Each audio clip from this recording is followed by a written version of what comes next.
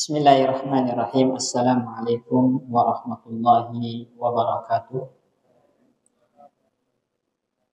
Innal hamdalillah nahmaduhu wa nasta'inuhu wa nastaghfiruh wa na'udzu billahi min shururi anfusina wa min sayyiati a'malina. Man yahdihillahu fala mudilla lahu wa man yudlil fala hadiya lahu. Wa ashhadu an la ilaha illallah wahdahu la syarika lah wa ashhadu anna Muhammadan abduhu wa rasuluh. Allahumma salli wa sallim wa barik ala sayyidina wa habibina wa syafi'ina wa maulana Muhammadin wa ala alihi wa ashabihi wa man tabi'ahum bi ihsanin ila yaumil qiyamah. Amma ba'du. Subhanaka la ilma lana illa ma 'allamtana innaka antal alimul hakim. Rabbana 'allimna ma yanfa'una wanfa'na bima 'allamtana wa zidna ilma. Rabbi shrah li sadri wa yassir li amri wahlul 'uqdatam min lisani yafqahu qawli. Taib ikhwatal iman, jamaah kaum muslimin wal muslimat, teman-teman sekalian yang semoga senantiasa dirahmati oleh Allah Subhanahu wa taala. Alhamdulillah di sore hari ini dengan hidayah, dengan taufik dan dengan karunia dari Allah Subhanahu wa taala, kita bisa melanjutkan kembali pembacaan kita terhadap kitab Qawaid Qur'aniyah, kaidah-kaidah Quran yang berkaitan tentang jiwa dan kehidupan kita dalam dunia ini. Semoga bisa menjadi panduan dan landasan dalam beramal, bermuamalah satu sama lain. Insyaallah kita akan masuk ke al-qaidatus tsaniyah wa al-qaidatus tsaniyah wa 20. Kaidah yang ke-22. Ya, ini masuk kaidah yang ke-22 dari 50 kaidah, ya, hampir setengahnya. Berkata Syekh Umar Muqbil hafizahullah ta'ala, ya, dalam kitab beliau ini, beliau mengatakan kaidah yang ke-22 itu adalah firman Allah Subhanahu wa ta'ala, innahu may yattaqi wa yasbir fa innallaha la yudhi'u ajral muhsinin. Sesungguhnya barang siapa yang bertakwa, barang siapa yang bersabar, maka sesungguhnya Allah tidak akan pernah menyia-nyiakan pahala orang-orang muhsin, orang-orang yang telah sampai derajat ihsan, tingkatan tertinggi dalam Islam. Jadi ayat ini yang menjadi kaidah yang ke-22 ini sebenarnya potongan ayat yang ada dalam surat Yusuf, ya. Ayat ke-90, ya, 88, 89, ya. Ini dan yang ke-90. Sejatinya ayat ini menggambarkan tentang bagaimana keadaan Nabi Yusuf alaihissalam, yang mana Nabi Yusuf adalah tauladan dalam ketakwaan, tauladan dalam kesabaran. Maka dengan ketakwaan dan kesabarannya Allah mengangkat derajatnya setinggi-tingginya dalam kehidupan dunia ini. Jadi panjangnya atau ayatnya secara menyeluruh disebutkan, ya ayyuhal azizu massana wa ahlana ad-durru wa ji'na bi bida'atin muzjah fa'awfi lana al-kayla wa tasaddaq alaina innallaha yajzil mutasaddiqin. Wahai al-aziz, al-aziz itu maksudnya Nabi Yusuf. Ya, jadi kebiasaan orang-orang dahulu kalau memanggil, ya, penguasanya atau orang yang memiliki jabatan, maka dipanggil dengan al-aziz, wahai orang yang mulia, wahai orang yang memiliki kekuasaan, gitu. Massana wa ahlana dzurru, sesungguhnya kami dan keluarga kami ditimpa oleh kesulitan. Jadi ad-dzurru di sini dalam penjelasan para ulama tafsir maksudnya adalah kemiskinan, ya, kemiskinan. Maksudnya di sini saudara-saudaranya Nabi Yusuf yang dulu ketika Nabi Yusuf masih kecil itu menzalimi Nabi Yusuf dengan cara apa? Dengan cara dilempar ke sumur, kemudian pakaiannya tumpahkan darah binatang dan diserahkan kepada bapaknya, sehingga membuat Nabi Yakub alaihissalam bersedih dan kehilangan penglihatan, bahkan disebutkan telah hilang penglihatannya. Ya. Nah, jadi kemudian setelah dilempar ke sumur, Nabi Yusuf diangkat dan dijadikan budak. Nah, orang-orang yang memperlakukan Nabi Yusuf secara zalim ini adalah saudara-saudaranya sendiri. Sekarang datang ke hadapan Nabi Yusuf mengeluh, meminta belas kasih. Jadi dia mengatakan masana wa ahlana dzul. Ya, wahai yang mulia, maksudnya Nabi Yusuf, sesungguhnya kami dan keluarga kami ini telah ditimpa oleh kesulitan, kemiskinan, ya sehingga sulit untuk makan, gitu kan? Wajibna bi bidha'atin musjah. Sekarang kami datang membawa barang dagangan atau barang yang digunakan untuk barter. Kalau dulu kan jual beli itu barter, barang dengan barang. Ya, ada berbagai macam jenis jual beli ya teman-teman sekalian. Barang dengan barang, barang dengan uang. Nah, ini masuk dalam kategori jual beli. Nah, kalau zaman dulu jual belinya barter, barang dengan barang. Jadi mereka membawa barang dagangan musjah ini bisa diartikan qalilah, sangat sedikit, ya, atau musjah ini tidak bernilai. Jadi barang dagangannya itu enggak bernilai, enggak memiliki harga sama sekali. Ya, datang dengan tujuan untuk menukarnya dengan apa? Makanan, gandum, ya, gandum. Ya. Makanya fa'awfi lanal kaila wa tasaddaq alaina. Mereka meminta, walaupun barang dagangan kami ini tidak berharga, mungkin barang dagangan yang tidak bernilai, jelek kualitasnya, tapi mohon jangan kurangi timbangan untuk barternya. Kalau bisa tasaddaq alaina, kalau bisa lebihkan. Bersedekahlah kepada kami. Jadi meminta bantuan. Tapi semiskin-miskinnya orang dulu nggak ada yang betul-betul berani minta-minta, ya kan? Tapi mereka barter, walaupun itu barang yang nggak bernilai, namun mereka punya izzah, punya harga diri, tidak murni minta-minta. Ya. Tasaddaq alaina, bersedekahlah kepada kami. Innallaha yajzil mutasaddiqin, karena sesungguhnya Allah akan membalas orang-orang yang bersedekah.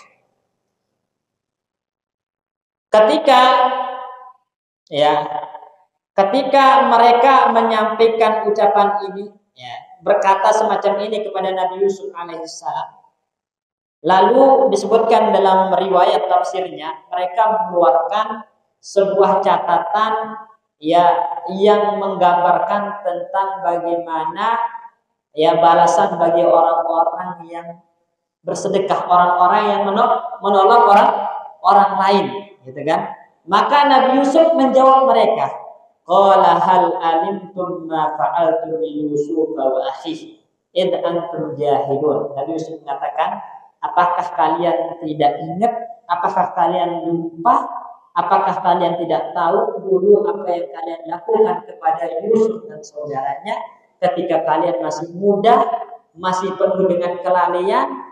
Ya, ini jadi ditegur oleh Nabi Yusuf. Sekarang kalian berbicara tentang belas kasih, gitu kan? Kalian berbicara tentang belas kasih kepada orang lain, tapi dulu ketika kalian masih muda, ketika kalian masih dalam keadaan lalai, apa yang kalian lakukan kepada Yusuf dan saudaranya? Diingatkan. Artinya perbuatan kalian kepada Yusuf dan saudaranya sebenarnya berhak untuk mendapatkan hukuman. Maka mereka pun sadar yang di depannya itu tidak lain tidak bukan adalah Nabi Yusuf. Lalu mereka berkata, qalu la innaka la anta Yusuf. Sesungguhnya Anda ini adalah Yusuf. Maka Nabi Yusuf katakan, qala ana Yusuf. Ya, saya adalah Yusuf. Wa hadza akhi, dan ini saudaraku. Siapa saudaranya? Benyamin, ya. Man qad manallahu alaina, Allah telah menganugerahkan kepada kami Ya, dengan karunia dan nikmat yang luar biasa dalam kehidupan dunia ini. Ya, kenapa Allah berikan karunia? Kenapa Allah berikan nikmat? Kenapa Allah angkat derajat mereka berdua? Jawabannya di akhir ayat. Innahu man yattaqi wa yasbir. Sesungguhnya barang siapa yang bertakwa dan bersabar, fa innallaha la yudhi'u ajral muhsinin. Allah tidak akan pernah menelantarkan, menyia-nyiakan balasan orang-orang yang muhsin, orang-orang yang bertakwa dan bersabar. Jadi ayat ini ditutup ya dengan sebuah sebab atau alasan kenapa Nabi Yusuf dimuliakan, diangkat derajatnya oleh Allah dalam kehidupan dunia. Ada dua sebabnya. Bertakwa, bersabar. Karena janji Allah tidak akan pernah menyia-nyiakan ketakwaan dan kesabaran orang-orang yang bertakwa dan bersabar. Para ulama ketika menafsirkan innahu man yattaqi wa yasbir, yattaqi di sini bertakwa dalam artian apa? Kok apa amalan khusus yang membuat Nabi Yusuf itu diangkat derajatnya oleh Allah, dimuliakan oleh Allah? Apa itu? Bertakwa dari apa? Walaupun bertakwa itu kan maknanya secara umum adalah menjalankan perintah Allah dan meninggalkan larangannya. Namun secara khusus di sini apa? Ya, ketakwaan Nabi Yusuf itu secara khusus apa? Maka para ulama menjelaskan sebagaimana dalam tafsir sahabat yang mulia Abdullah bin Abbas, maksudnya adalah waman yattaqi zina. Barang siapa yang bertakwa, artinya menjaga diri dari perbuatan zina. Kan kita tahu kisahnya Nabi Yusuf. Ketika Nabi Yusuf menjadi seorang budak, kemudian tumbuh menjadi pemuda yang tampannya luar biasa, membuat para wanita tergoda, kan? Bahkan menggoda Nabi Yusuf untuk berzina. Tapi Nabi Yusuf lebih memilih apa? Memilih di penjara daripada melakukan zina, menuruti kemauan Imra'atul Aziz, istrinya penguasa pada saat itu. Ya. Jadi bertakwa dalam artian dia menjaga diri dari perbuatan zina. Makanya teman-teman sekalian, ya, seorang pemuda yang dia itu bertakwa kepada Allah dalam artian dia menjaga dirinya dari perbuatan fahisyah, perbuatan keji, menjaga matanya, menjaga tangannya, menjaga telinganya, ini adalah orang-orang yang benar-benar Allah muliakan.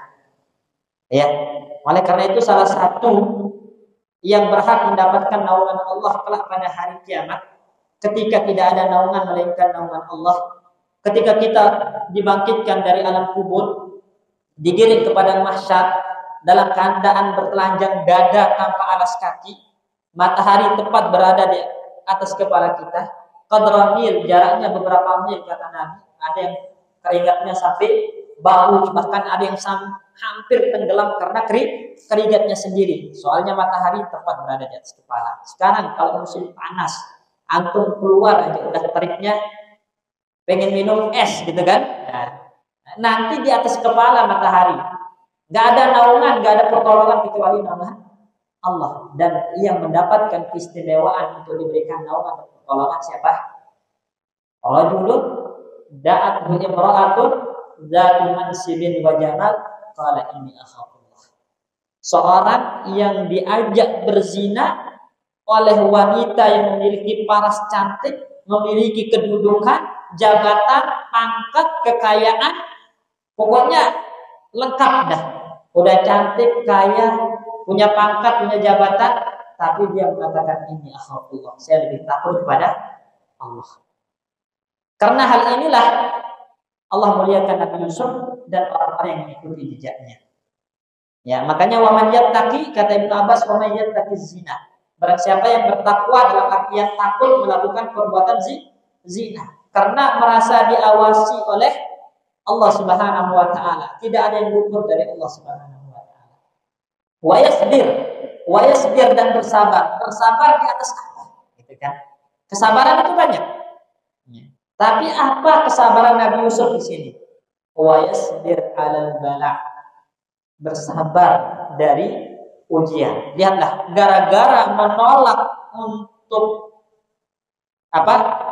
melakukan kemauan Imra'atul Aziz yang mengajak Nabi Yusuf berzina, Nabi Yusuf diuji di penjara. Penjaranya lah lama, ya kan? Sampai dua temannya di penjara, satunya dihukum mati, satunya bebas. Dia masih ada di penjara dalam kurun waktu yang sangat lama. Diuji. Ya, tapi setelah itu Allah angkat derajatnya karena ketakwaan dan kesabaran tersebut. Ya. Sebagian para ulama ketika mengatakan wa man yattaqi wa yasbir, tafsirannya adalah man yattaqi zina, takut dari perbuatan zina. Nah, ini lebih umum sekarang. Takut dari perbuatan zina, wa yasbir 'alal uzbah, dan bersabar karena masih jomblo. Ya. Jadi pemuda yang tidak berani berzina namun nggak mampu untuk menikah, akhirnya dia bersabar untuk menjomblo. Caranya gimana bersabar untuk menjomblo supaya tidak terjatuh dalam perbuatan zina? Kan Nabi Shallallahu Alaihi Wasallam telah mengajarkan kita banyak hal. Ya, bahkan tidak ada satu pun dalam kehidupan dunia ini melainkan Nabi telah mengajarkan ilmunya. Burung yang membolak-balikkan sayapnya pun Nabi telah mengajarkan ilmunya dalam riwayat. Ya, makanya Nabi mengatakan, ya ma'asyaras syabab, wahai para pemuda, man istata'a minkumul ba'ah falyatazawwaj. Barang siapa di antara kalian yang telah mampu lahir batin, gitu kan? Ya, mampu lahir batin, mampu secara finansial, falyatazawwaj, menikahlah. Apa yang Anda tunggu? Ya, karena menikah itu bisa wajib loh. Ya. Jadi menikah itu bisa 5 hukum. Ya. Perbuatan nikah itu bisa mendapatkan 5 hukum. Pertama, bisa menjadi wajib. Kapan wajib? Ketika seseorang itu tidak merasa aman, ya, akan terjatuh dalam perbuatan zina. Karena sekarang pergaulan yang sulit untuk dijaga, gitu kan. Wanita yang begitu banyak menggoda, mengumbar aurat sehingga takut terjatuh ke dalam zina, dan dia mampu secara finansial, ya, wajib hukumnya menikah. Kalau nggak menikah dosa nggak? Dosa. Kira-kira udah pada mampu semua yang menikah ini ya? Mampu lah, maka nikahlah. Nunggu apa? Ya. Nunggu apa? Hajian. Oh, gajian. Baik. Nah, kemudian bisa jadi sunnah juga. Sunnahnya kapan? Kalau dia tidak takut terjatuh dalam perbuatan zina, artinya dia bisa mengontrol dirinya dengan baik, mengontrol pergaulannya, dan dia mampu, maka sunnah hukumnya menikah. Ya, bisa jadi haram. Kapan haram? Kapan haram? Kalau dia menikah, maka dia akan menzalimi pasangannya. Misalnya sebenarnya dia nggak mampu secara apa ya? Mohon maaf, misalnya ada laki-laki yang nggak itulah ya, nggak mampu memberikan hak istrinya secara batin, ya kan? Karena sakit atau apa, tapi dia tidak menjelaskan aibnya, kekurangannya, dia menikahi. Haram hukumnya dia menikahi wanita tersebut karena akan menzalimi. Ya. Kemudian bisa makruh. Makruh kapan? Kalau ini seorang pemuda ya, pemuda punya kecintaan yang luar biasa terhadap ilmu, belajar di agama, kalau dia nikah maka nanti akan berpaling dari menuntut ilmu karena tersibukkan dengan urusan rumah tangga, dan dia tidak merasa akan terjatuh dalam perzinahan. Dia bisa menjaga dirinya. Nah, dengan menikah akan membuat dia berpaling dari ilmu, maka makruhnya. Selainnya mubah, boleh-boleh saja. Kira-kira antum masuk hukum yang mana? Wajib. Kalau wajib berarti lakukan, ya.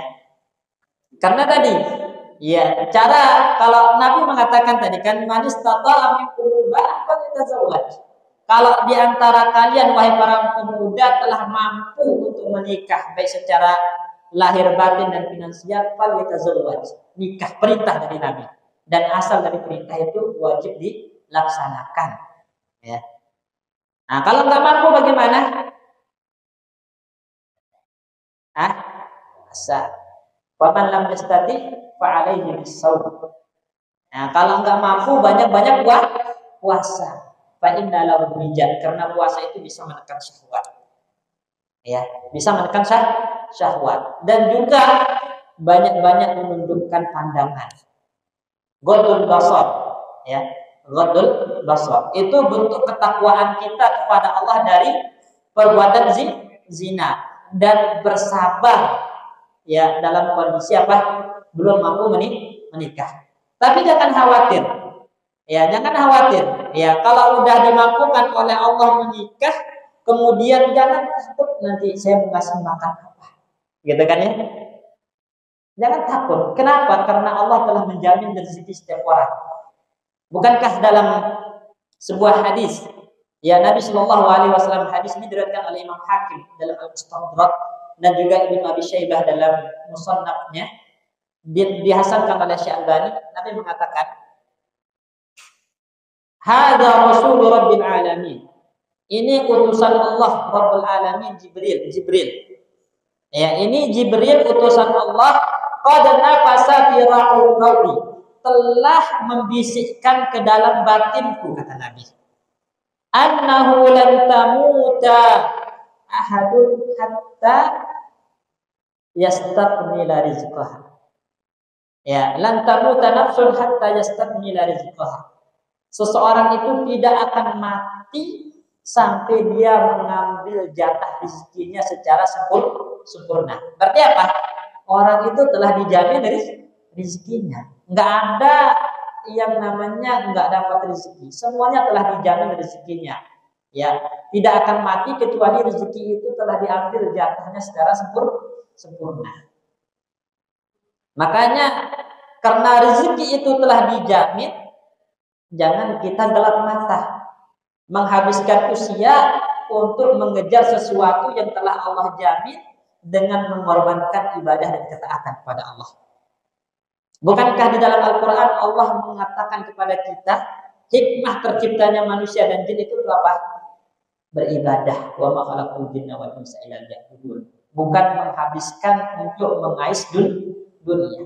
Walaupun begitu, meskipun rezeki telah dijamin, tapi kita harus ikhtiar, berusaha mengambil sebab, namun sebab ikhtiar yang sesuai dengan aturan syariah, ya, bukan dengan cara yang haram.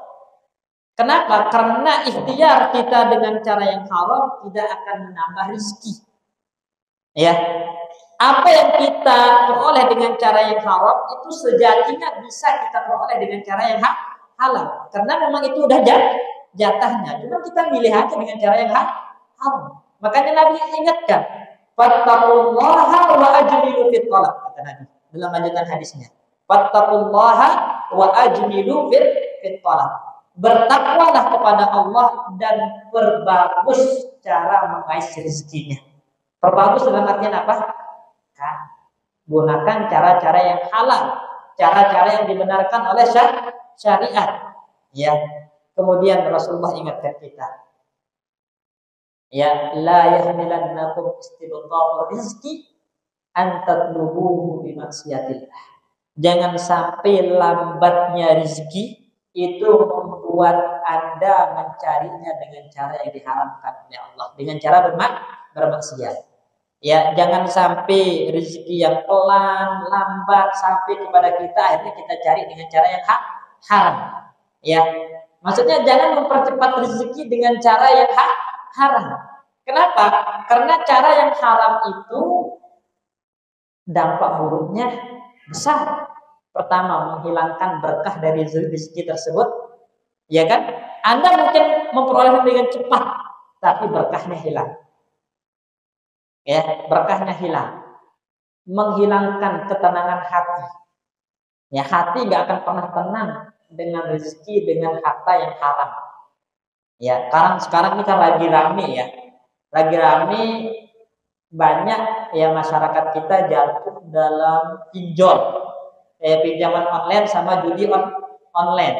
Ya, bahkan aneh itu mungkin kalau lihat berita setiap hari itu ada aja orang yang bunuh diri karena terlilit judi online, pinjaman online.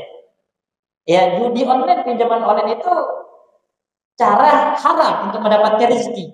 Ya, apa yang Anda peroleh dengan judi online, apa yang Anda peroleh dengan pinjaman online, sebenarnya itu bisa diperoleh dengan cara yang halal tadi. Anda hanya mempercepatnya cuma dengan cara yang haram. Padahal itu udah memang jatah yang Allah berikan. Makanya berkahnya hilang kalau diperoleh dengan cara yang haram. Ya, Al-Imam Ibnu Taimiyah rahimahullah ketika beliau menjelaskan bagaimana efek samping ya dari riba judi online, pinjaman online itu kan jatuhnya riba, kemudian judi online, ya judi secara umum termasuk judi online, rusaknya itu pertama fasadul mal, merusak harta. Nah, dalam artian apa? Harta yang diperoleh dengan cara judi online, pinjaman online itu hilang berkahnya. Hilang berkahnya. Ya. Kedua, fasadul qalbi. Hatinya rusak. Hatinya rusak dalam artian apa? Enggak pernah tenang, enggak pernah bahagia. Ya, makanya orang-orang yang bergelimang harta tapi dengan cara yang haram itu enggak pernah tenang. Mereka mencari ketenangan dengan cara yang haram juga. Ada yang jatuh ke narkoba, ada yang jatuh ke hal yang haram, karena enggak pernah tenang. Kemudian kata Ibnu Taimiyah, fasadul aqli, rusak akalnya, rusak mentalnya. Akhirnya seperti orang gila, bahkan karena kehilangan akal bunuh diri. Bukan dirinya doang, kadang ngajak keluarganya, satu keluarga bunuh diri, ada dalam berita. Ya, hilang akal dan merusak agama. Makanya antum lihat orang-orang yang jatuh dalam riba, orang-orang yang jatuh dalam judi, nggak ada orang-orang soleh, nggak ada orang-orang taat. Semuanya adalah orang-orang berlari dari Allah Subhanahu wa Ta'ala. Jadi jangan sampai ya lambatnya rezeki itu membawa kita mencarinya dengan cara yang diharamkan oleh Allah Subhanahu wa Ta'ala. Kemudian Nabi mengatakan fa inna ma indallahi la yunalu illa bi ta'atih. Karena rahmat, anugerah, karunia yang penuh dengan berkah yang ada di sisi Allah itu tidak akan didapatkan kecuali dengan ketaatan, dengan ibadah, dengan hal-hal yang halal yang dibenarkan secara syariat. Makanya kalau antum udah nikah, jangan khawatir tentang urusan rezeki. Antum cari dengan cara yang halal, pasti Allah berikan rezeki tersebut, lambat ataupun cepat, ya. Karena Allah akan mencukupi orang-orang yang bertakwa kepadanya. Ya, jadi di sini makna yang kedua dari yattaqi wa yasbir adalah yattaqi zina wa yasbir ala musbah. Ya, kemudian juga ada para ulama yang menafsirkan yattaqillah wa yasbir ala masaib, bertakwa kepada Allah dan bersabar dari musibah. Ya, bertakwa kepada Allah dalam artian melakukan perintahnya, meninggalkan larangannya. Kemudian kalau diuji, diberikan cobaan, maka bersabar. Ketika kita mampu melakukan dua hal ini, la yudhi'u ajral muhsinin, Allah tidak akan pernah menyia-nyiakan ya pahala balasan bagi orang-orang yang bertakwa kepada Allah dan bersabar atas musibahnya. Ya. Baik. Nah, kemudian saya mengatakan di sini, ma hiya taqwa wa ma huwa sabr. Apa itu takwa dan apa itu sabar? Ini bukan pertanyaan untuk dijawab, tapi untuk kita merenung. Karena saya yakin teman-teman udah seringkali mendengar definisi takwa, apa itu sabar. Tapi coba pernahkah kita ya merealisasikan ilmu tentang takwa dan ilmu tentang sabar ini dalam kehidupan sehari-hari kita. Ya, itu yang diinginkan. Jadi pertanyaannya adalah bukan tentang definisi, tapi bagaimana aplikasi atau bagaimana kita merealisasikan definisi takwa yang telah kita ilmui, definisi sabar yang telah kita ilmui dalam kehidupan kita. Ya.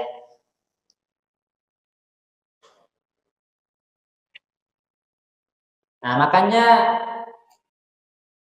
di sini kemudian Syekh mengatakan, ya, kenapa di sini dalam ayat ini Allah Subhanahu wa taala menggandengkan antara takwa dengan sabar?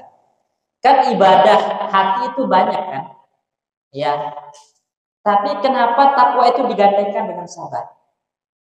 Kenapa? Karena melihat kondisi Nabi Yusuf pada saat itu diuji, ya, nah, maka di situ dia bersabar. Kemudian dalam kesabaran itu dia menjalankan perintah Allah. Artinya orang tidak akan bertakwa kalau dia tidak bersabar. Dan orang tidak bisa dikatakan bersabar kalau dia tidak bertakwa. Jadi antara sabar dan ketakwaan itu memiliki hubungan yang erat. Hubungan yang erat. Makanya takwa itu lebih dominan ketika kita menjalankan perintah, sabar itu lebih dominan ketika kita meninggalkan larangan. Paham ya? Karena perintah itu bisa kita jalankan, kadang tidak. Kadang tidak. Ibarat misalnya orang berjalan di jalan yang penuh dengan beling dan duri. Kira-kira antum akan berjalan serampangan, sembarangan atau hati-hati? Hati-hati. Makanya orang dalam kehidupan ini yang bertakwa akan selalu memilih yang paling hati-hati. Jadi dia selalu menjalankan perintah tanpa melihat wajib atau sunnahnya. Selama itu perintah dijalankan semampunya, itulah kehati-hatian. Ya. Dan larangan itu lebih identik dengan kesabaran. Kenapa? Karena yang namanya larangan itu nggak ada orang yang nggak mampu untuk meninggalkannya. Kalau perintah kan ada orang mampu, ada orang tidak mampu. Contoh, Allah memerintahkan kita sholat dalam keadaan berdiri. Kalau nggak mampu, boleh duduk. Kalau nggak mampu, boleh tidur, berbaring. Allah memerintahkan kita berpuasa di bulan Ramadan. Kalau nggak mampu karena sakit, boleh diqadha di hari yang lain. Ini namanya menjalankan perintah. Ya, diikat dengan kemampuan. Tapi kalau larangan, semua orang mampu untuk meninggalkannya. Maka di situ dia dituntut untuk bersabar dari dorongan nafsu. Dorongan nafsu untuk melanggar atau menerjang larangan tersebut. Ya. Ini. Makanya ketika Nabi Yusuf alaihissalam itu diajak untuk berzina, di situ kan dia tinggalkan. Ya, artinya dia bersabar menahan dorongan nafsunya. Dan itu berat. Itu berat. Jadi tidak akan bisa terwujud kesabaran ini kecuali kalau ada ketakwaan. Begitupun sebaliknya. Takwa itu harus dibarengi dengan kesabaran. Karena sabar itu ada sabar dalam ketaatan, ya kan? Ada sabar dari berbuat maksiat, berarti apa? Menahan diri dari melakukan maksiat, itu sabar. Ada sabar dari takdir yang buruk, yang menyakitkan. Seperti Nabi Yusuf yang dimasukkan penjara, ini takdir buruk. Nabi Yusuf yang dilempar ke dalam sumur dijadikan budak, ini takdir yang buruk, tapi diterima oleh Nabi Yusuf dengan sabar, dengan penuh keredoan. Dan Allah jadikan dua sifat ini ya berdekatan, karena dengan keduanya seseorang itu bisa meraih kebahagiaan, kemuliaan dunia akhirat. Baik, sekarang kita akan berpindah ke tatbiq hadhil qaidah, praktek dari kaidah ini. Bagaimana prakteknya? Ya. Jadi saya mengatakan di sini inna li hadhil qaidata, kalau udah dekat maghrib kabariyah, suka lupa waktu. Baik. Inna li hadhil qaidatal qur'aniyatal jalilata tatbiqatin katsiratin fi hayatil mu'minin. Ya, jadi kaidah yang mulia ini memiliki praktek yang sangat banyak dalam kehidupan orang-orang beriman. Ya, berikut ini adalah beberapa contohnya. Contoh kemudian kita bisa kiaskan, kita bisa lebarkan dalam kondisi kehidupan kita. Jadi yang pertama, ma dzakarahu Syekhul Islam Ibnu Taimiyah ta'liqan ala hadhil qaidati fi surat Yusuf alaihi salatu wassalam. Yaitu praktek yang disebutkan oleh Syekhul Islam Ibnu Taimiyah ketika menjelaskan kaidah ini dalam tafsir surat Yusuf. Ya. Beliau mengatakan, "Tsumma inna Yusufa ubtuliya ba'da an zulima biman yad'u ilal fahishati." Kemudian Nabi Yusuf alaihissalam, ini sudah kita jelaskan tadi, kita percepat, diuji setelah dia dizalimi. Dizalimi maksudnya apa? Tadi dilempar ke dalam sumur, dijadikan budak. Ini kan ujian. Kemudian diuji lagi. Biman yad'u ilal fahishati, diajak untuk melakukan perbuatan zina. Itu ujian. Ujian keimanan, ya. Wa yurawiduhu 'alaiha, kemudian dirayu untuk melakukan zina. Wa yasta'inu 'alaihi biman yu'inuhu 'ala dzalik, maka dia meminta tolong kepada orang yang bisa menolongnya untuk menjauhkannya dari perbuatan zina. Ya, maka caranya katanya adalah satu-satunya cara Anda dipenjarakan. Karena nggak mungkin Imra'atul Aziz ini yang dikorbankan. Dia adalah istrinya penguasa. Pasti yang dikorbankan adalah Nabi Yusuf. Nah, dengan cara apa? Dipenjara. Dia dianggap bersalah dan dipenjara. Maka apa? Fastaqsama wahtara sijna 'alal fahisyah. Jadi Nabi Yusuf ya meminta perlindungan dengan cara memilih untuk dipenjara daripada melakukan perbuatan zina. Athara 'adzab dunya 'ala sukhtillah. Nabi Yusuf lebih mengedepankan siksaan dunia daripada murka Allah Subhanahu wa taala. Ya, Nabi Yusuf lebih baik disiksa, dihukum ya dalam kehidupan dunia ini daripada dimurkai Allah Subhanahu wa taala. Dan banyak teman-teman sekalian pelajaran kisah-kisah para ulama yang lebih baik memilih untuk dipenjara, disiksa, dicambuk daripada jatuh kepada murka Allah Subhanahu wa taala. Contoh Imam Ahmad bin Hanbal rahimahullah taala. Ya, beliau pada masanya itu diuji dengan fitnatul khalqil Quran namanya. Itu semua orang-orang dengan dukungan dari penguasa pada saat itu menyatakan Al-Quran itu makhluk. Al-Quran itu makhluk. Dan ini pemahaman yang keliru, pemahaman yang salah bahkan sesat. Namun Imam Ahmad dengan tegas mengatakan enggak, Al-Quran bukan makhluk, Al-Quran kalamullah. Karena berpegang teguh dengan ideologinya, Imam Ahmad dipenjara dan disiksa. Disiksa. Ya. Padahal kalau dia mengatakan iya, mengikuti kemauan penguasa, dia akan bergelimang kenikmatan, ya kan, dieluk-elukan karena imam besar, banyak pengikutnya. Tapi Imam Ahmad lebih memilih ya tidak mengikuti yang salah karena membela yang benar. Akhirnya dipenjara. Bahkan Imam Ahmad mengatakan yaumuna yaumul janais. Saksi nanti siapa yang berada di atas kebenaran, saya atau kalian adalah ketika saya mati. Ketika kita mati katanya. Ya. Maksudnya apa? Orang teman-teman sekalian yang teguh dalam kebenaran, meskipun diuji Allah mulihkan dia setelah mati. Dengan banyaknya orang yang akan datang sholat jenazah. Ya, dengan banyaknya orang yang akan datang sholat jenazah, lawan ataupun kawan datang. Dan disebutkan dalam sejarah Imam Ahmad ya dihadiri sholat jenazahnya itu oleh ribuan orang, musuh maupun teman kawan yang datang. Sedangkan musuh-musuhnya ya ada namanya ya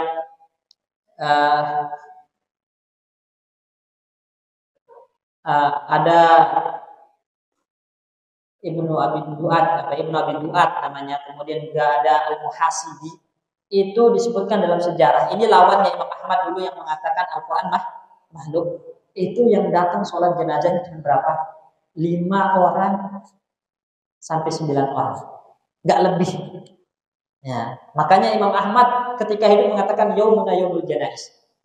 Bukti kalau saya benar dan Anda keliru adalah lihat nanti ketika kita mati. Ya, orang yang diridhoi oleh Allah akan banyak orang yang mendatangi sholat jenazahnya, ya, pemakamannya. Begitupun Al-Imam Ibnu Taimiyah rahimahullah taala.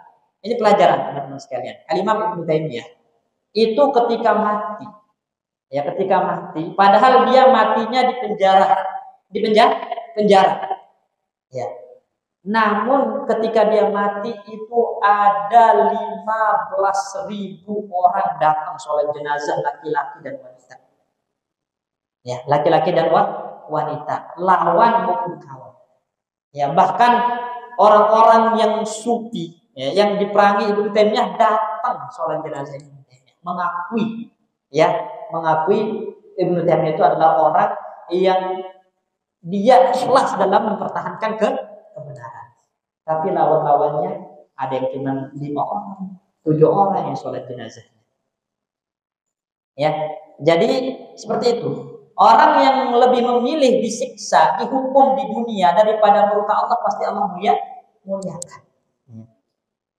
Fakana mazluman min jahati man ahabbahu li hawah wa ghadhihi fasid. Maka di sini Yusuf menjadi orang yang terzalimi, ya, bagi orang yang lebih mengedepankan hawa nafsunya dan menginginkan tujuan yang rusak tadi. Nah, di sini jadi ada 2 kali Nabi Yusuf diuji. Pertama, kapan diuji dengan kezaliman saudaranya, ya kan? Kedua, diuji dengan Imra'atul Aziz yang mengajak dia berbuat zina. Tapi Nabi Yusuf lebih mengedepankan kesabaran dan ketakwaan kepada Allah Subhanahu wa taala, maka innallaha la yudhi'u ajral muhsinin. Allah tidak akan pernah menelantarkan orang-orang yang bersabar dan bertakwa. Akhirnya setelah itu Allah jadikan Nabi Yusuf orang yang mulia, orang yang punya kedudukan, sampai orang dulu yang menzaliminya pun datang minta bantuan kepadanya. Dan itu janji Allah Subhanahu wa taala. Ya. Kemudian praktek yang kedua kata Syekh di sini adalah kaidah ini mengajarkan kepada kita tarbiyatun nafsi ala taqwa was sabri, untuk mendidik jiwa kita agar bertakwa dan bersabar ala ma yusamma bi isqis suwar, ya, terhadap apa yang dinamakan dengan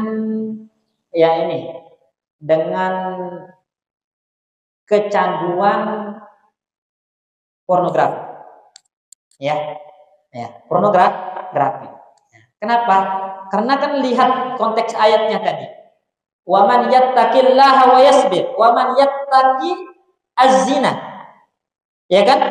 Wa yasbir 'ala al-uzbah. Barang siapa yang bertakwa dari perbuatan zina dan bersabar atas kesendiriannya. Ya, termasuk bertakwa dari perbuatan zina adalah menahan diri dari pornografi. Gambar-gambar yang bisa menjerumuskan kepada perbuatan zina dengan cara menunduk pandangan, menjaga jari jemari, terutama di era yang kita mudah untuk mengakses hal-hal semacam itu. Maka kita dituntut untuk banyak-banyak bertakwa dan banyak-banyak bersabar di sini. Benar nggak? Ya, karena begini, ya. Kalau kita tidak menyibukkan diri kita dengan ketaatan kepada Allah Subhanahu wa taala, maka setan akan mengambil alih diri kita sehingga kita akan terjatuh dalam perbuatan-perbuatan tersebut. Coba bayangkan, ya, kalau nggak judi online, ketika megang HP, orang akan melakukan hal-hal yang tidak benar tersebut, ya, karena akses untuk melakukan itu mudah sekali. Makanya di sini kita diperintahkan dengan kaidah ini untuk mendidik diri kita bertakwa. Ingat Allah Maha mengawasi.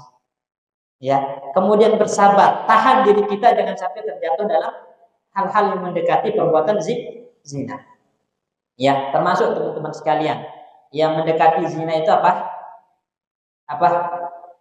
Yang memiliki hubungan ya di luar nikah. Ya, itu termasuk mendekati perbuatan zina. Makanya yang dilarang dalam Al-Qur'an bukan berzina. Ya, karena jelas zina haram. Tapi yang dilarang apa? Mendekatinya. Wala taqrabu az-zina. Jangan dekat-dekat zina. Maksudnya jangan mendekat itu dalam artian jangan melakukan hal-hal yang bisa menjerumuskan ke dalam perbuatan zina. Ya. Zina itu merusak. Zina itu merusak. Jangan tertipu ya dengan orang yang mengatakan dosa riba lebih besar daripada dosa zina. Pernah dengar? Pernah dengar enggak? Ya, dengan hadis riwayat Imam Muslim. Ya, bahwasanya riba itu yang paling ringan dosanya seperti menzinai ibu sendiri kan? Nah, hadis ini menurut Imam Al-Jauzi rahimahullahu taala hadisnya mu'allal. Hadisnya dhaif. Kenapa? Karena kerusakan dari zina jauh lebih besar daripada riba. Ya, kerusakan dari zina jauh lebih besar daripada riba. Zina itu merusak nasab. Ya kan? Ya. Kemudian banyak hukum-hukum syariat yang akan dikorbankan karena perbuatan zina. Orang anak yang lahir dari zina nggak bisa dinisbatkan kepada ayah biologisnya, merusak nasab. Ya, dia tidak bisa mewarisi ayah biologisnya, nggak bisa terjadi waris mewarisi karena lahir dari hubungan yang tidak sah secara syariat. Ya kan? Kemudian apa? Kalau anaknya perempuan, ayah biologisnya nggak bisa jadi wanita. Nah, kerusakannya lebih banyak. Ya, bahkan bisa merusak rumah tangga. Ya, rumah tangga. Dan setan itu paling suka apa? Merusak rumah tangga orang-orang beriman. Ya, makanya setan itu ketika menyebarkan bala tentaranya dipanggil, ente melakukan apa hari ini? Begini, menjauh. Ente apa? Begini, menjauh. Ente tadi saya bisa memisahkan satu keluarga, mereka bercerai. Ya, porak-poranda keluarganya. Nah, mendekat. Ya, mendekat. Kenapa? Karena di balik ya perceraian, rusaknya rumah tangga itu ada mafsadat yang lebih besar. Anak-anak terlantar, pendidikannya tidak terjaga. Ya, kalau anak-anak terlantar, pendidikan tidak terjaga, rusak generasi kaum muslimin. Nah, ini berbahayanya. Jadi setan itu ya seperti itu, menjerumuskan manusia. Makanya di sini ya bersabar dari ya menahan diri, dalam artian bersabar jangan sampai kecanduan dengan hal-hal yang dia itu membawa kepada perbuatan pornografi, karena hal semacam itu afsada qulubati amin minan nas. Ini bisa merusak ya hati kebanyakan orang yang terjatuh dalamnya. Ya, jadi bukan hati yang rusak, bahkan mental akal pun rusak kalau udah terjatuh dalam ya kecanduan dengan pornografi, melihat gambar atau film-film yang terlaknat tersebut, yang hina tersebut. Ya, makanya di sini ya saya mengatakan laqad azumat al-fitnatu bi hadhihi suwar fi asrina hadza. Sungguh fitnah pornografi ini sangat besar di era kita sekarang. Ya, alladzi lam ta'rif ad-dunya asran a'dham minhu intishar surah wal ihtiraf fi tasbiriha wa tafannun fi taghyiri malamiha. Ya, yang mana dunia ini dari zaman ke zaman enggak pernah ada yang lebih mengenal mudahnya melakukan akses semacam itu kecuali pada masa ini. Kalau zaman dulu pelacuran itu memang udah ada. Dari zaman Nabi yang namanya pelacuran udah ada. Bahkan ya pelacur itu zaman jahiliyah udah punya bendera dan depan rumahnya. Kalau ini rumah pelacur, siapapun bisa mendatanginya. Namun itu dilakukan secara sembunyi, nggak diakses oleh semua orang. Sekarang anak kecil SMP, SMA mudah untuk terjatuh dalam perbuatan ini hanya lewat ini. Ya, makanya fitnahnya lebih besar pada saat ini kata Syekh. Ya, sehingga dunia itu tidak pernah mengenal ada waktu yang fitnah pornografi, perzinaan lebih besar daripada saat ini kata beliau.